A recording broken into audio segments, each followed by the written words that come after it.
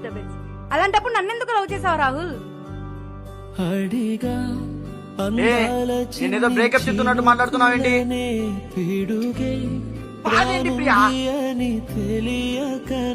చూడు రాహుల్, నాకు బాధ వచ్చినా సంతోషం వచ్చినా షేర్ చేసుకోవడానికి నాకంటూ ఉన్నది నువ్వు ఒక్కడివి. నాతో ఉండాల్సిన సమయంలో ఎన్ని ఇంపార్టెన్స్ వర్క్స్ ఉన్నా నాతోనే ఉండు ప్లీజ్. ఏమైనా తప్పంతా నాదిలే, చూపించకలలే నీకిచ్చా దిగులే.